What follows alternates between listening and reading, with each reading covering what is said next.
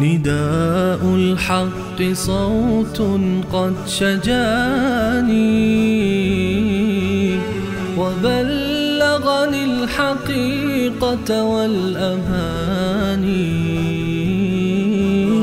وكان لي السبيل إلى المعالي ونورا للهداية والبيان.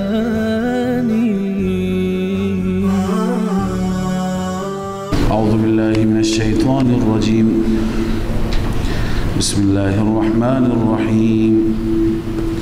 ألف لام ميم.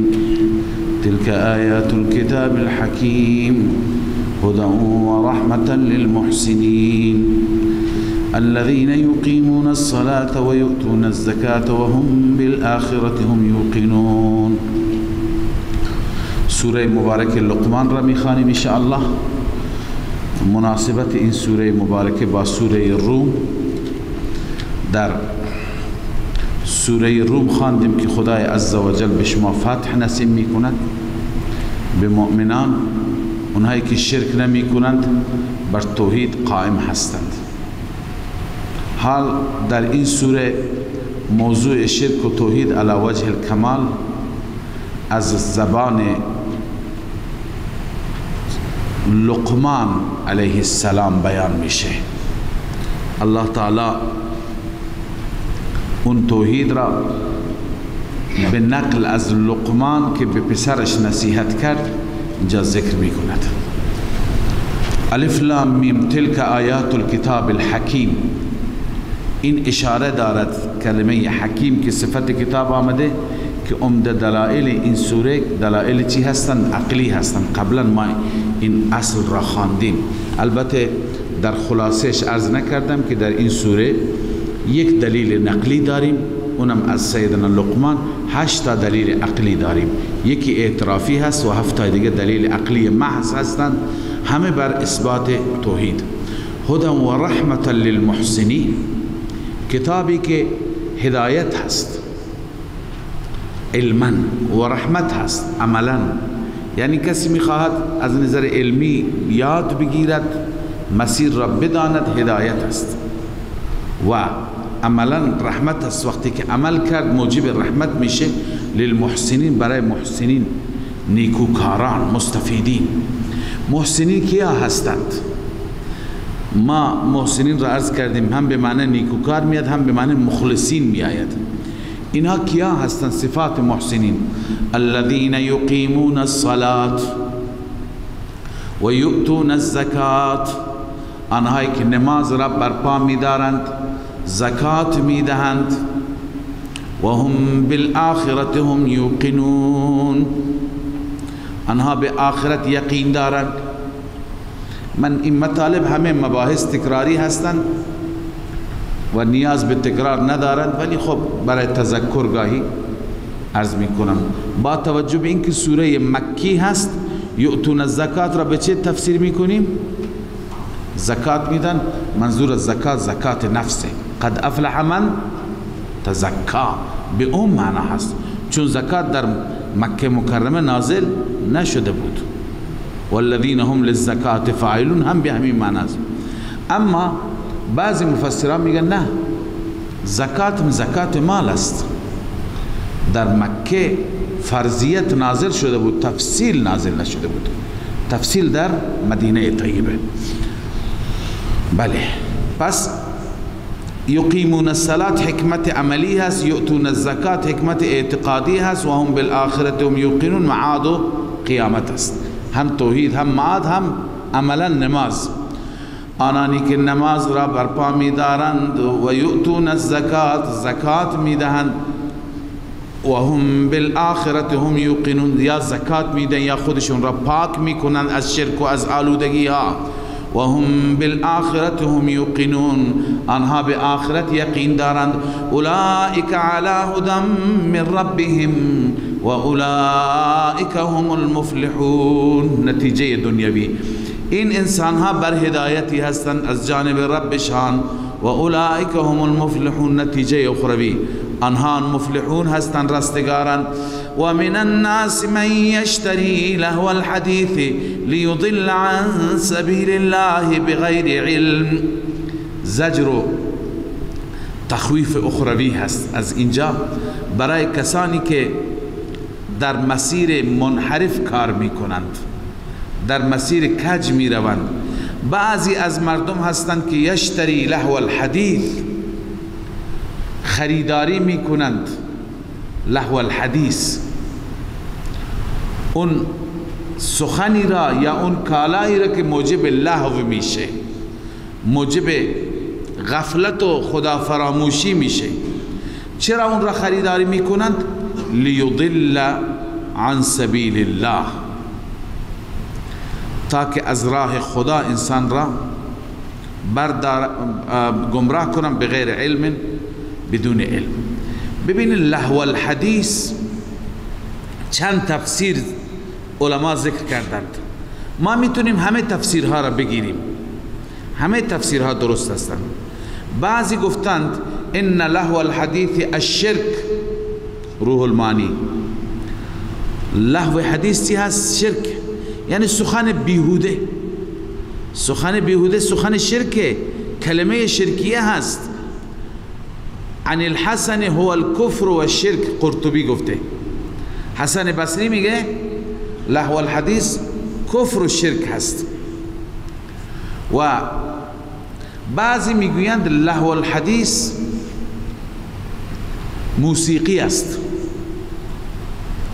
لهو الحدیث یه موسیقی است، موسیقی، ترانه، آواز خوندن، حدیث لهوی هست، سخن بیهوده‌ای هست که انسان را از خدا غافل می کند، انسان را از خدا بیخبر می کند.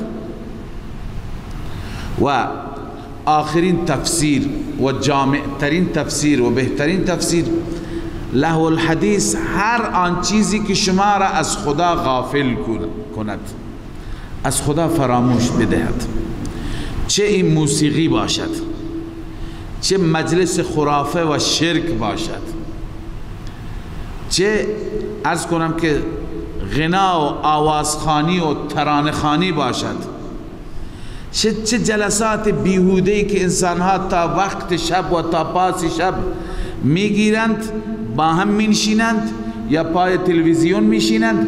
این موجب میشه که نماز صبح فوت بشه، این موجب میشه که از خدا انسان فراموش بشه. اینا همه لهو الحدیث هستند. ببینید علامه آلوسی جامعتر نوشته کل ما شغلك عن عبادت الله تعالی و ذکره. لهو الحدیث چیه؟ هر چی که تو را مشغول کند، غافل کند از عبادت خدا، از ذکر خدا. من السمر، سمر چی هست؟ بیدار ماندن بعد از عشاء، المسامرت بعد العشاء. بعضی مردم رسول الله صلی الله علیه و آله من کردند مسامره بعد از عشاء. بعضی از مردم تا یک شب دو شب با هم مجلس است و قهقه هست و خنده هست. این لهو الحدیث گفته من السمر. و همچنین والاضاحیک، خنده هایی که میکنند یا جوک های خنده آور، داستان هایی که برای همدیگه تعریف میکنه، همدیگر را میخندانند، مجلس خنده. بعضی میگن بشینی کمی بخندیم، و بعضی برنامه درست کردن که مردم را فقط بخندانند. این از کنم اضاحیک که مردم را فقط بخوان غافل کنند از خدا، این لهو الحدیث است. والخرافات، خرافات که انسان را به سوی شرک، به سوی بدعت ببره، از خدا دور میکنه، لهو الحدیث است. والغنا، ترانه، موسیقی و نحوها، همه اینها لهو الحدیث هستند. علامه آلوسی در جای دیگه میگه فرماید اعلم ان التغنی حرام فی جمیع الادیان. غنا و موسیقیات و ترانه و آوازخوانی با طبل و با دهل و با تنبور و با ساز در همه ادیان حرام بوده، تنها در اسلام حرام نیست. پس بعضی از مردم هستن اونایی که لهو الحدیث خریداری میکنند، یعنی اسباب و آلاتی که موجب خدا فراموشی میشه، موجب فاصله دادن از خدا میشه. چرا این کارا را میکنند؟ لیضل عن سبیل الله بغیر علم، تاکه انسان ها را گمراه کنه از راه الله بدون دلیل. بسیاری هستند در زمان ما پول میدن ارگ میارند، دهل میارند، ارگ میارند، ساز میارند تا پاسی از شب. لیضل عن سبیل الله همینه، محرم و نامحرم و هرچی هستند جمع میشند. لذا الله میفرماید که و یتخذها هزوا، آن راه خدا را مسخره گرفتند. اولئک لهم عذاب مهین، این افراد برایشان عذاب ذلت بار است. و اذا تتلی علیه آیاتنا ولا مستکبرا، هرگاه بر آن تلاوت میشه آیات ما برمیگردد در حالی که تکبر میکند. وقتی که آیات خوانده میشه ناراحت میشه، وقتی که ترانه روشن میشه خوشحال میشه. کأن لم یسمعها، گویا او را نشنید. کأن فی اذنیه وقرا، گویا در گوشهایش بار هست، بار سنگین است. الله می فرماید این انسان بدتینت را فبشره بعذاب علیم، این را مژده بده، بشارت بده به عذاب دردناک. اینها بودند کسانی که دنبال لغویات و گمراه کردن مردمند. اما در مقابل اینها ان الذين آمنوا وعملوا الصالحات، بدون شک آنانی که ایمان آوردند و عمل صالح انجام دادند، لهم جنات النعیم، برای آنان جناتی هست که سراپا نعمت هست، باغاتی که همش نعمته. خالدین فیها وعد الله حقا، همیشه در آن جنات میمانند. الله می فرماید وعده الله حق است. این تأکیده، یعنی ای مومن شک نکن، ای مومن باور کن، در دلت بشیند که وعد الله حقا، وعده الله حق است. و هو العزیز الحکیم، او عزیز است، غالب است، هر کار میتواند بکند. الحکیم، حکیم است، جزای مناسب میده، بر اساس احوال انسان ها به اونها پاداش میده. خلق السماوات، از اینجا دلایل شروع میشه. الله که این همه چیز میده و باید قدرتش ثابت بشه. بله اون خیلی قدرتمند است، خیلی قوی و نیرومند است. چنان که خلق السماوات بغیر عمد ترونها، آسمان ها را آفرید بدون ستون. شما میبینی آسمان ستون دارد. و القا فی الارض رواسیه، و در زمین میخهای کوههای انداخت، کوها را به عنوان میخ که زمین تکان نخورد.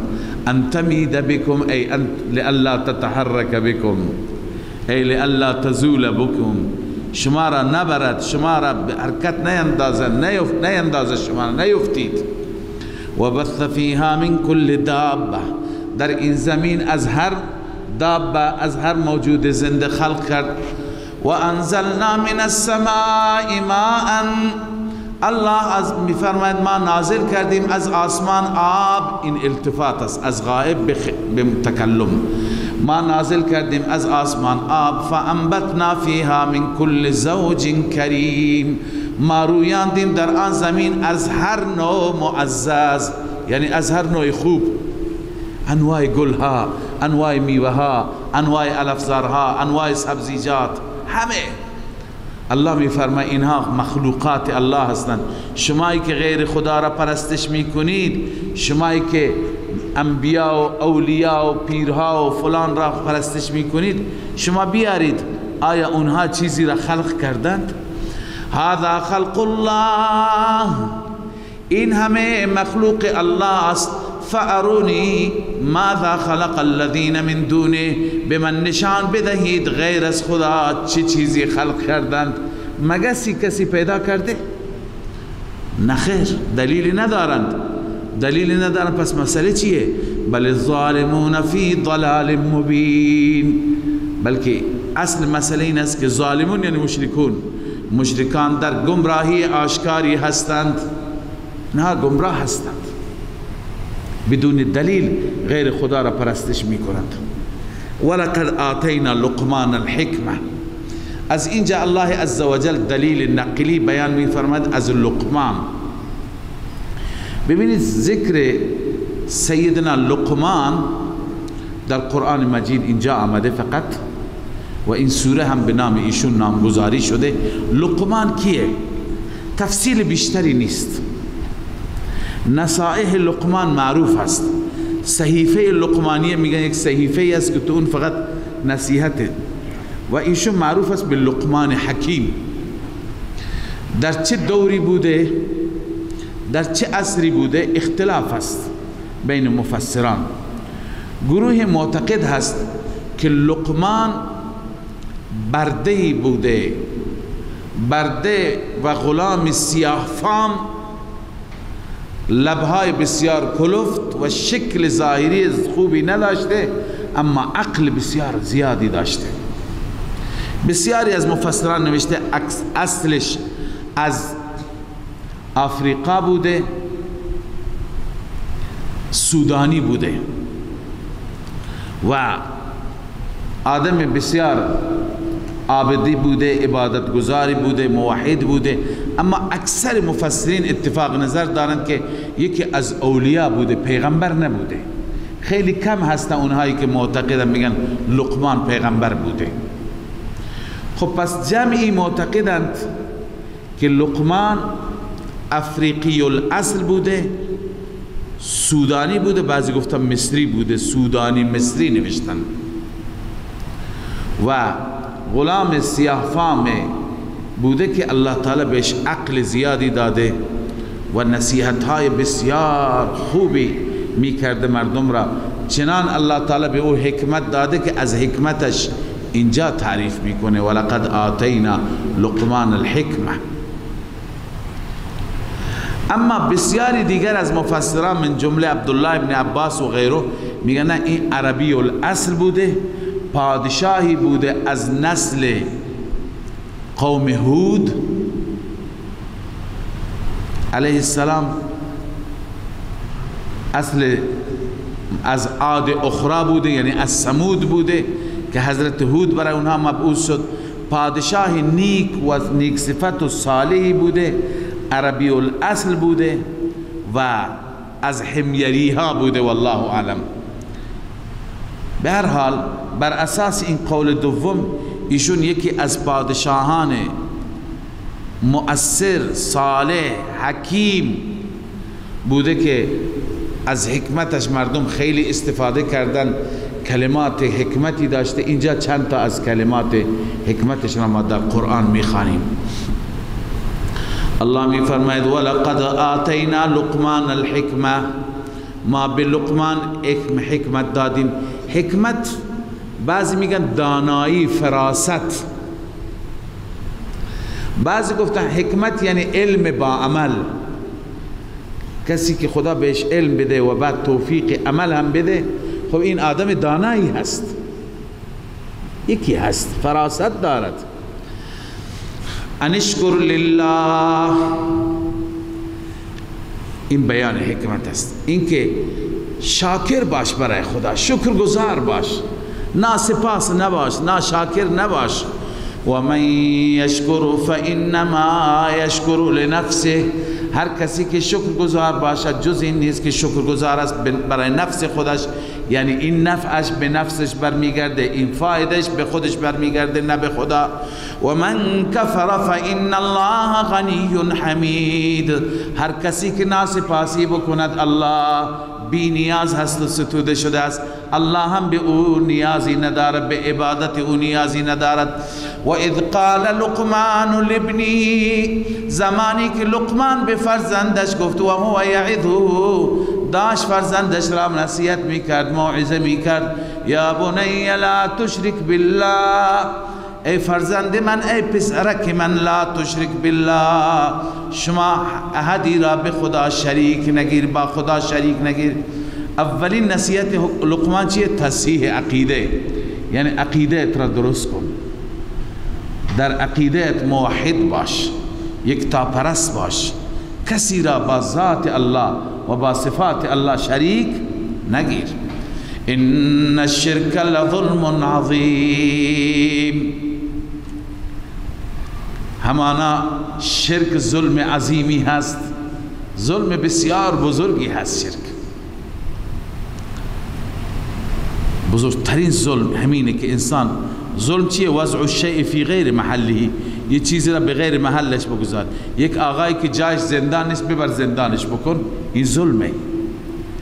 عبادت خاصه خداست، این را برای غیر خدا انجام بده، این ظلمه. شرک همینه، بزرگترین ظلم شرکه. حال الله تعالی به صورت جمله معترضه و ادخال الهی ذکر والدین را میارد. خود چه مناسبت دارد؟ این مناسبت را دارد که پدر و مادر که بر انسان خیلی حق دارند، انسان را با چه ناز و نعمتی نگهداری کردند، چقدر مادر سختی کشید، چقدر رنج کشید، چقدر درد تحمل کرد، چقدر پدر خاری و مشکلات تحمل کرد به خاطر بزرگ کردن پسر. خب اینا خیلی بر انسان حق دارند. اما شرک اینقدر ناپسند است که اگر همین پدر و مادر عزیز به انسان گفتن شرک بکن، نباید اطاعت کند. لذا الله می فرماید و وصینا الانسان بوالدیه، ما وصیت کردیم انسان را نسبت به والدینش. چرا؟ چونکه حملته امه وهنا علی وهن، حمل کرده او را مادرش، وهنا یعنی ضعف بر ضعف. مادر وقتی که حامله شد روز به روز ضعیفتر می شد، روز به روز ناتوانتر می شد. مادران را دیدید بعضی حامله هستند چنان عرق میکنه، ضعف میکنه، میفته، چقدر برای بچه در تحمل میکنه، سختی تحمل میکنه.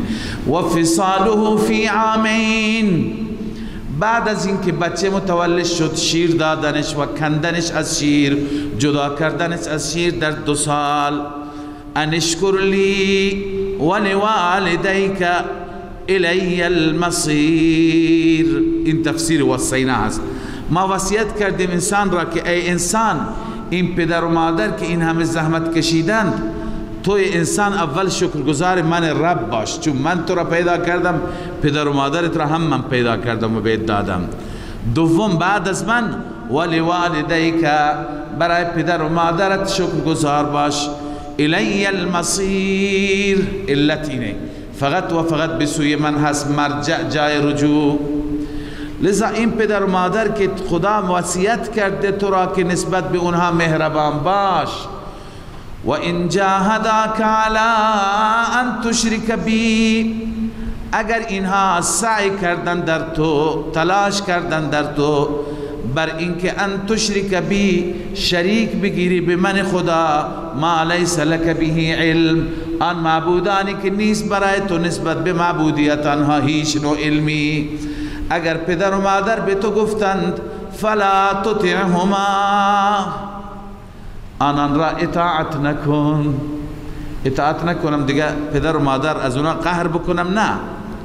و صاحبهما فی الدنیا معروفا، در امور دنیا، در امور رسیدگی و خدمت دنیوی با اونها را همراهی کن. صاحبهما، همراهی کن آنها را در دنیا، معروفا، با نیکی، با خوبی.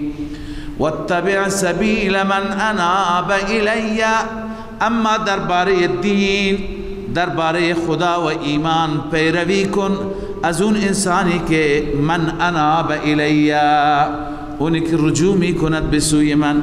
ثم الی مرجعکم فانبئکم بما کنتم تعملون، الله می فرماید سپس به سوی من جای رجوع شماست، من شما را خبر می دهم به آنچه که شما عمل می کردید. خب این در وسط جمله معترضه ادخال الهی بود، اما نصیحت لقمان ادامه دارد. اولین نصیحت این بود که فرزند دلبند، پسرکم شرک نکن. دومی یا بنی انها ان تک مثقال حبة من خردل فتكن فی صخرة.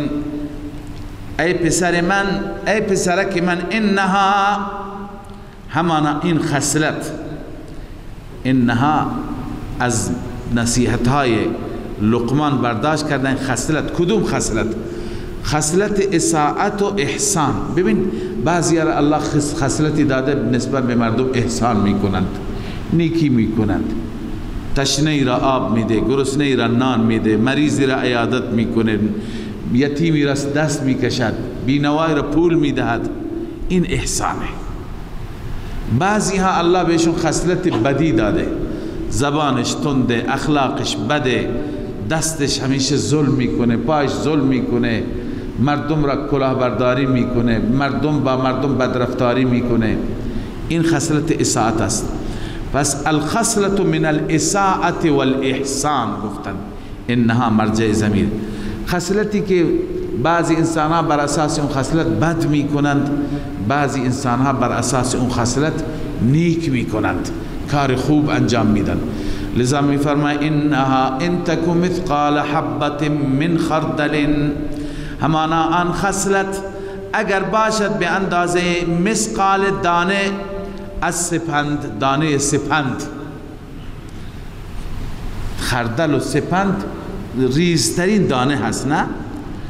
اگر به اندازه سپند و حبه سپند خصلتی باشد، خوبی باشد یا بدی باشد، فتکن فی صخرة، این دانه این حبه در صخره باشد، در لای سنگی باشد، او فی السماوات، یا در آسمان باشد یا در زمین باشد، یأتی به الله، الله او را می آورد به وقت حساب. یعنی هرچه عمل کردی، خوب کردی، بد کردی، کم کردی، زیاد کردی، در روز قیامت الله بر ترازوی اعمالت می گذارد. ان الله لطیف خبیر، بدون شک الله لطیف است. لطیف اینجا به معنی باریک بین، ظرافت ها را می بیند، کارهای ریز را هم می بیند، درشت را هم می بیند. خبیر خبر دارد از همه کارهای شما. خب پس ببین این اعتقاد بود. لقمان به پسرش گفت پسرم شرک نکن و بدان که هر چی باشد کوچک یا بزرگ الله عالم الغیب هست، علم دارد، روز قیامت می آورد او را. بعد از تصحیح عقیده عملش را توصیه می کند. یا بنی اقم الصلاة و امر بالمعروف، ای پسرک من نماز را برپا بدار، امر بمعروف کن، وانها عن المنکر، نهی از منکر کن، واصبر علی ما اصابک، صبر کن بر آنچه که بهت میرسد. مشکلی مصیبتی اگر برات میاد صبر کن.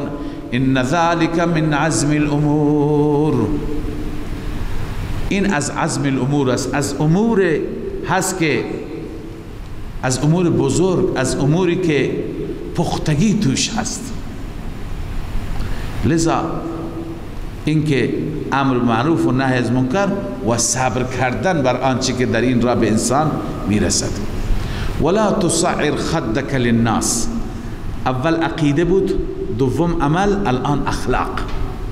چند مورد اخلاقی به فرزندش توصیه میکنن. اول ولا تصعر خدک للناس، برمتاب چهره ات را برای مردم، یعنی از مردم،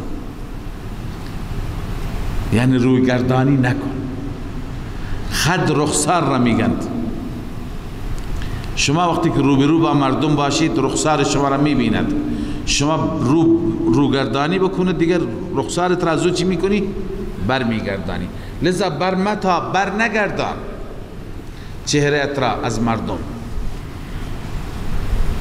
ولا تمشي في الارض مرحا، و در زمین نرو، راه نرو با غرور، با تکبر. مرح غرور تکبری را میگن که بر اعضا و جوارح ظاهر میشه. ما قبلا خواندیم یکی از فرح، یکی از مرح. فرح لا تفرح، مغرور نباش. فرح اون غروری را میگن که در دل باشد، مرح اون غروری میگن که بر اعضا و جوارح باشد. ان الله لا يحب كل مختال فخور، بدون شک الله دوست ندارد هر مختال اون متکبری میگن که در دل تکبر دارد. فخور اون متکبری میگن که با زبان تکبر دارد، فخر میکند، میگه من از فلان فامیلم، من اینقدر پول دارم، من چنین میکنم، من چنان میکنم، با زبان بلوف میزند. این فخور است. مختال اونه که در دل خودش را تیسمارخان میداند، این مختال است، متکبر است. واقصد فی مشیک واغضض من صوتک، در مشی و رفتار میانه باش، اعتدال را داشته باش. قصد اعتدال و میانه روی را میگویند. واغضض من صوتک، صدایت را پایین بیار. بعضی هستند خیلی داد میکشند، گویی فقط حاکم هستند، پادشاه ما هستند، سر و صدا میکنند. تشبیهی داده که صدای بلند مال انسانهای شریف نیست، الاغ صدایش بلند است. ان انکر الاصوات لصوت الحمیر، بدترین صدا صدای چی هست؟ الاغ است. صدای او بلند است، پس صدای را بالا آوردن این حسنی نیست، این کمال نیست. و الا اگر کمال بود اون حیوان با کمال بود. این بود نصیحت لقمان که هم شامل عقیده بود، هم شامل عمل بود، هم شامل اخلاق بود. بهترین موارد هستند. خب دلیل اول را ما خواندیم، خلق السماوات بغیر عمد، اینم در وسط دلیل نقلی از لقمان بود. حال دلیل عقلی دوم عرض کردم 8 دلیل تو این سوره هستند. الان دلایل را میخوانیم، دلایل تکراری هستند، باید انشاءالله تا سوره احزاب برسیم، یک مقدار سریعتر میریم. الم تروا ان الله سخر لكم ما في السماوات وما في الارض، آیا نمی بینی الله مسخر کرد برای شما، تابع کرد تمام آنچه که در آسمان ها و زمین هستند، همه در اختیار شما انسان ها. و اسبغ علیکم نعمه، و کامل کرد بر شما نعمت هایش را، ظاهرتا و باطنه، نعمت های ظاهری و باطنی را. و من الناس، زجر بر بعضی انسان ها که این نعمت ها را نمی بینند. و من الناس من یجادل فی الله، بعضی از مردم هستند که جدال میکنن فی الله ای فی توحید الله، درباره توحید الله بحث میکنن بغیر علم، بدون دلیل عقلی. بغیر علم یعنی چی؟ بدون دلیل عقلی. ولا هدن، بدون دلیل وحی. ولا کتاب منیر، بدون دلیل نقلی. نه بدون هدایت، نه هدایتی پیششان هست یعنی وحی پیششان هست. ولا کتاب منیر، نه کتاب روشنی هست که دلیل نقلی داشته باشند. و اذا قیل لهم اتبعوا ما انزل الله، هرگاه به این انسان ها گفته میشه شما پیروی کنید از آنچه که الله نازل کرده، قالوا بل نتبع، اونها میگن ما قرآن را چرا پیروی کنیم؟ چرا پیروی میکنید؟ بل نتبع ما وجدنا علیه آباءنا، بلکه ما پیروی میکنیم آنچه که یافتیم بر آن پدرانمان را. رب العالمین پاسخ میده اولو کان الشیطان، قبل از همزه استفهام همیشه عرض کردم فعل مقدر است. ایتبعونهم، آیا پدرانشان را در پیروی میکنن، در حالی که ولو کان الشیطان، گرچه شیطان آنها را فرا بخواند به عذاب سعیر، به عذاب جهنم. سعیر اون شعله‌ور عذابی که شعله میزند. اما اینجا بشارت و من یسلم وجهه الی الله، هر کسی تسلیم کند چهرهش را به طرف الله، یعنی موحد باشد، و هو محسن، مخلص هم باشد، فقط برای خدا باشد کارش، فقد استمسك بالعروة الوثقا، همانا این انسان چنگ زده به عروه وثقا، به حلقه محکم، حلقه محکم را چنگ زده که توحید است. و الی الله عاقبت الامور، فقط و فقط به الله برمیگردن عاقبت همه امور. و من کفر فلا یحزنک کفره، هر کسی کفر کرد تو را نگران نکند ای حبیب من کفرش. چرا؟ الینا مرجعهم، فقط و فقط به سوی ما بازگشت اونها، فننبئهم بما عملوا، وقتی به سوی ما برگردن به اونها خبر میدیم چه عمل کردند، خوب یا بد. ان الله علیم بذات الصدور، این علت است چون که الله علیم هست به راز سینه ها، از ته دل هم خبر دارد. نمتعهم قلیلا، ما آنها را مدت اندکی متاع میدیم، ما اونها را چند روزی بهره میدیم در دنیا. ثم نضطرهم الى عذاب غلیظ، سپس ما آنها را مجبور میکنیم به عذاب غلیظ، عذابی که بسیار سخت است. ولئن سألتهم، این دلیل سوم هست اما این اعترافی هست، این دلیل بر اساس اعتراف دشمن و خصم است. ولئن سألتهم من خلق السماوات والارض، اگر از آنان بپرسی سوال کنی که کدام معبود، کدام ذات آفریده آسمان ها و زمین را، لیقولن الله، آنها حتما میگویند الله، پاسخی بغیر از الله ندارند.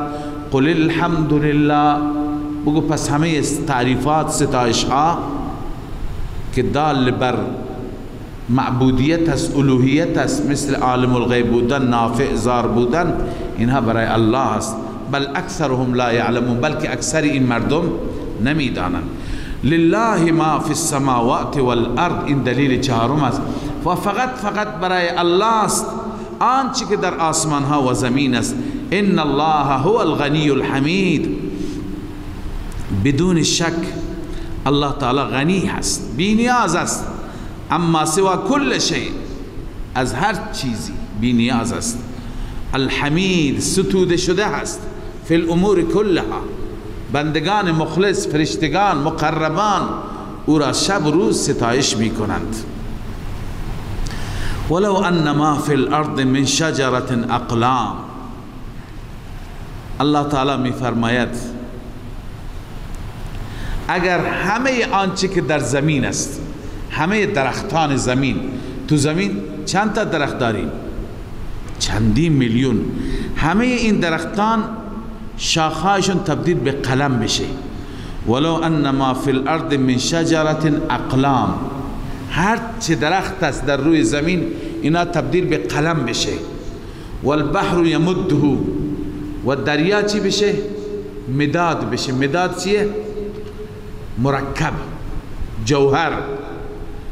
من بعده سبعة ابحر، بعد از این دریاهایی که الان داریم 7 برابر اینها، 7 دریای دیگه هم بیاد و مرکب بشه. شما به وسیله این درختان، یعنی به وسیله اون نیها و اون قلم ها بگیرید، از این دریاها که تبدیل به مرکب هستند بنویسید. چرا بنویسید؟ صفات خدا را، قدرت الله را، علم الله را. اینا همه خشک میشه، مرکب ها، چوب ها تمام میشه، اما ما نفذت کلمات الله، کلمات الله یا صفات الهی تمام نمیشه. ان الله عزیز حکیم، به درستی اون ذات عزیز است، غالب است، دارای قدرت است، حکیم، دارای حکمت است، همه کارهاش بر اساس حکمت و تدبیر است. حال اثبات قیامت و تخویف اخروی. ما خلقكم ولا بعثكم الا كنفس واحده، پیدایش شما و بلند شدن شما از قبرها نیست الا كنفس واحده، مثل وجود یک نفر. یک نفر را اگر خدای عزوجل بگوید زنده بکنن میگه کن، اون زنده میشه. اگر میلیاردها میلیارد را الله زنده بکنن هم میگه کن. پس زنده کردن میلیاردها با زنده کردن یک نفر هیچ فرقی برای خدا ندارد. ان الله سمیع بصیر، بدون شک الله سمیع هست، شنوا هست و بینا هست به احوال شما. الم ترى باز دلیل ششم هست عقلی. الم ترى ان الله یولج اللیل فی النهار و یولج النهار فی اللیل. آیا نمی بینی الله داخل می کند شب را در روز و روز را در شب؟ چند صورت قبلا تفسیر کردم. و سخر الشمس والقمر، الله مسخر کرده برای شما خورشید را و ماه را. کل یجری الی اجل مسمى، هر یک از خورشید و ماه مدت تا مدت معین جاری هست. و ان الله بما تعملون خبیر، و همانا الله تعالی به آنچه که شما عمل میکنید خبر دارد از همه عمل کرده شما. ذلك بأن الله هو الحق و ان ما يدعون من دونه الباطل. این بخاطر این است که شما یقین کنید، شما باور کنید بأن الله هو الحق، به اینکه الله او حق نام دارد. و ان ما يدعون من دونه الباطل، آنچه که مشرکان غیر از خدا میخوانند آنها همه باطلند. و ان الله هو العلی الکبیر، بدون شک الله علی هست، بزرگ هست، بلند هست و کبیر بزرگ هست. از هر چیز الله تعالی بزرگتر و کبیر هست. الم تر ان الله ان الفلك تجری فی البحر بنعمت الله. این دلیل هفتم است عقلی بر اثبات توحید. الله می فرماید آیا نمی بینی که کشتی جاری هست در دریا به نعمت خدا؟ لیوریکم من آیاته، تاکه به شما از آیات یعنی دلائل توحید نشان بدهد. ان فی ذلک لآیات لکل صبار شکور. الله می فرماید در این نعمت ها آیات است، دلائل است، نشانات است. لکل صبار، برای هر انسان صبور، صبر در مصیبت. هر انسانی که خدا بهش مصیبت میده صبر میکند. شکور، هر انسانی که الله بهش نعمت میده قدردانی میکند، شکر میکند. و اذا غشیهم موج کالظلل، هرگاه همین انسان هایی که در دریا هستند اینها را موج تحت پوشش قرار بدهد. کالظلل، مثل ابرها. زلل سایه ها را هم میگن، ابرها را هم میگن. موج وقتی که میاد مثل ابر روی انسان قرار میگیرد. دعوا الله مخلصین له الدین، اونجا مشرک حتی معبود خودش را فراموش میکند. همه و همه دعا میکنند، از الله استمداد میکنند. مخلصین له الدین، در حالی که خالص میکنند برای الله. له الدین ای له الدعاء له العباده، اونجا عبادت و دعا را خالص برای الله انجام میده. اینجا یا فلان و یا فلان و یا فلان میگه، اونجا غیر از الله کسی دیگر را صدا نمی کند. فلما نجاهم الى البر، زمانی که الله اونها را نجات میدهد به خشکی. فمنهم مقتصد، بعضی متوجه میشن. مقتصد یعنی میانه رو، توحیدی میماند.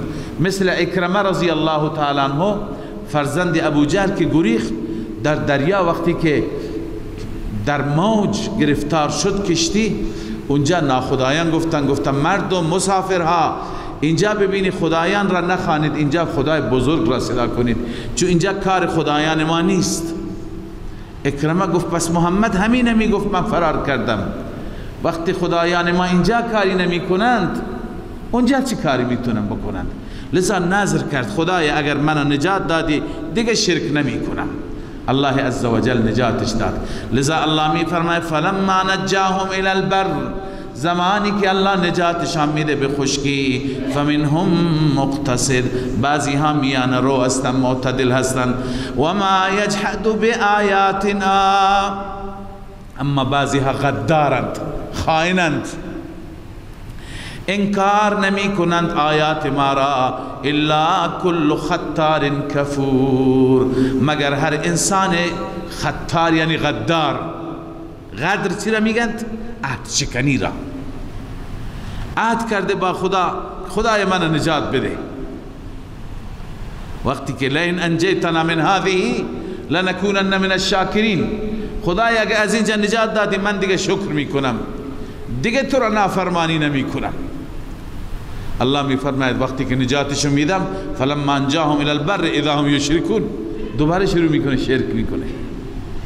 ما هم خیلی هستیم گاهی گرفتار میشیم، دشمن میخواد بزنه، تو زندان میفتیم، در سختی میفتیم، خدای دیگه نافرمانی نمیکنیم، دیگه یک نماز قضا نمیکنم، دیگه اصلا مسجد را ترک نمیکنم. وقتی خدا نجات میده بعد انسان خدا فراموشی میکند. لذا الله می فرماید و ما یجحد بآیاتنا، نسبت به آیات ما منکر نیست الا کل خطار کفور، مگر هر انسان خیانتکار، غدار و ناسپاس.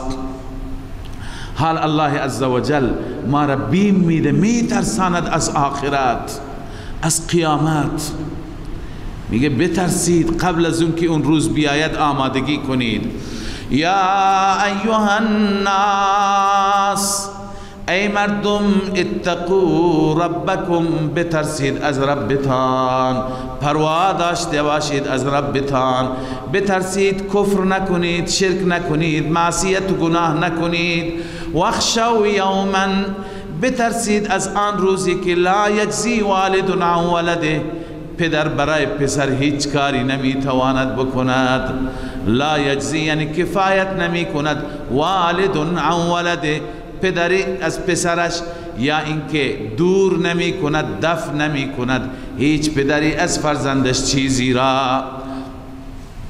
ولا مولود هو جاز عن والده شیئا، بترسید از آن روزی که مولود و پسر هم نمیتواند دور کند، دفع کند از پدر مهربان چیزی را. لذا از آن روز بترسید. ان وعد الله حق، ای مردم وعده الله حق است، وعده الهی که اون روز می آید حق است. فلا تغرنکم الحیات الدنیا، بنابراین مواظب باشید شما را فریب ندهد زندگی دنیا به اعتبار انحماک، یعنی اینقدر غرق بشید، اینقدر محو بشید، اینقدر مشغول بشید که فریب بخورید، نه حلال را بشناسی، نه حرام را، نه حق خدا را، نه حق بندگان را. ولا یغرنکم بالله الغرور، و شما را فریب ندهد نسبت به الله فریب دهنده. فریب دهنده کی است؟ غرور اسم شیطان است. نه شیطان شما را فریب بده، نه دنیا شما را فریب بده. ان الله عنده علم الساعه، دلیل عقلی هشتم و خواص رب العالمین در این دلیل بیان شدند. 5 خاصه که قبلا مفصل در مسئله اله هم درباره اینها صحبت کردیم، در بحث علم غیب هم صحبت کردیم. ان الله عنده علم الساعه، همانا نزد الله است علم قیامت. علم قیامت الله میدونه قیامت کی میاد. از پیغمبر یسألونک عن الساعة ایان مرساها قل انما علمها عند ربی، علمش نزد پروردگار من است. پس علم قیامت را فقط خدا میداند، حتی نبی نمیداند. و ینزل الغیث، الله نازل میکند باران را، غیر از الله کسی نمیتواند نازل کند. و یعلم ما فی الارحام، الله میداند آنچه که در رحم است، آنچه که در شکم است، شکم مادر است، الله میداند.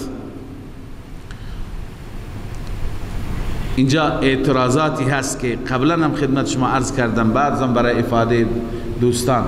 بعضی میگویند که امروزه مردم میدانند، مثلا هواشناسی پیش بینی میکند سه شنبه و چهارشنبه استان ما باران میاد، میبینیم میاد.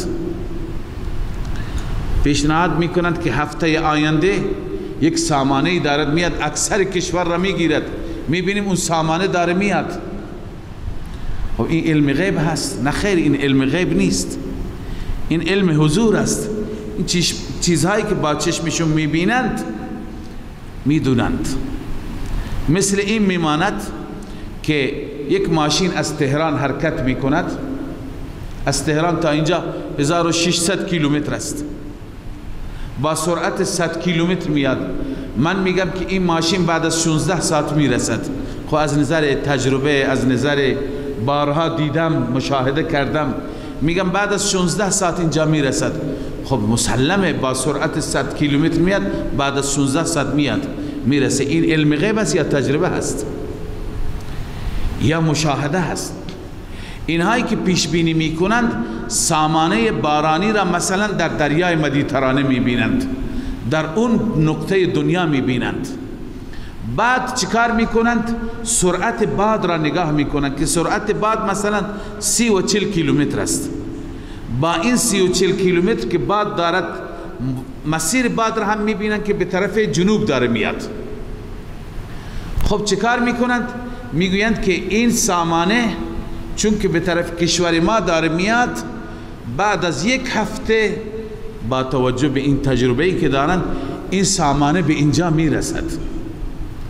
بعد از 1 هفته وقتی که این سامانه به اینجا میرسد، خب بر اساس همون تجربه درست در آمد. گاهی غلط هم در میاد، گاهی میبینید 1 روز جلوتر میاد چون بعد مقداری در وسط تندتر میشه. گاهی میبینیم که نه اصلا نیامد سامانه، بعد چیکار میکنن؟ مسیرش را عوض میکنه، الله تعالی عوض میکنه، این خبر ندارد. بعضی وقتا دیدید پیش بینی ها درست از آب در میاد، بعضی درست در آب نمیاد. این از روی تجربه هست. همونطور که شما میگید مثلا این ماشین بعد از 16 ساعت میرسه، امکان داره خراب شد، 4 ساعت تو راه هلاک شد، بعد از 20 ساعت رسید، امکان داره اصلا نیامد، بردنش مشهد درستش بکنن. پس این علم اینها چنین علمی هست. یا اینکه مثلا میگویند که امروز به وسیله سونوگرافی ها معلوم میشه که پسر یا دختره، هنوز زن نزاییده، او را به دنیا نیاورده، پسر و دخترش معلوم میشه. خب مسلمه این با اسباب هست، یعنی با دوربین نگاه میکنی میبینی، همینطور نگاه نکن چشمت را ببند میتونی بگی. با اسباب، بحث اسباب نیست. بنده عرض کردم موضوع ما تحت الاسباب و ما فوق الاسباب را، که مثلا ما الله سمیع و بصیر است، ما سمیع و بصیر نیستیم، ما از اینجا تهران را نمی بینیم،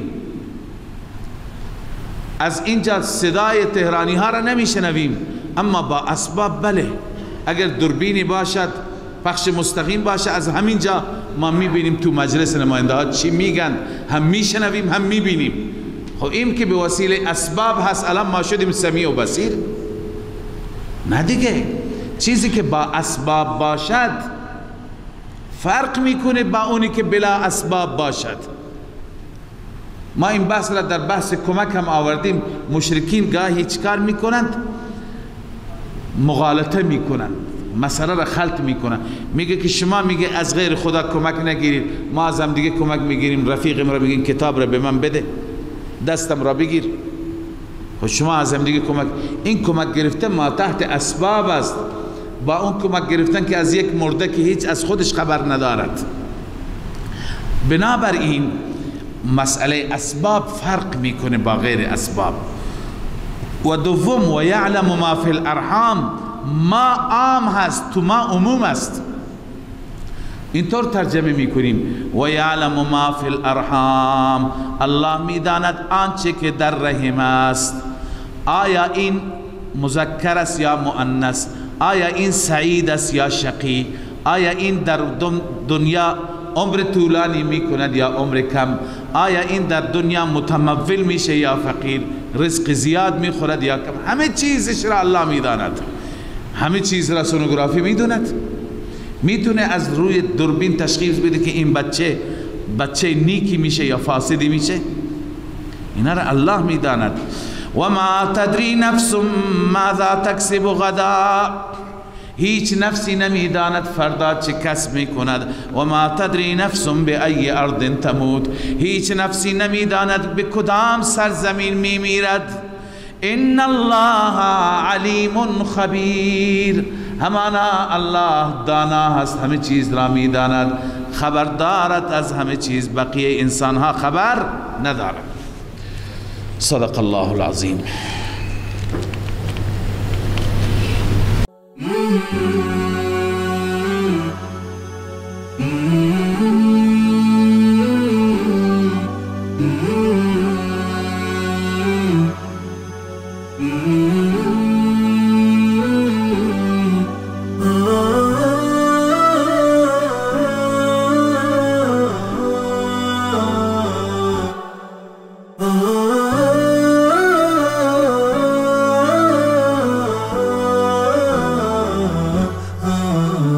نداء الحق صوت قد شجاني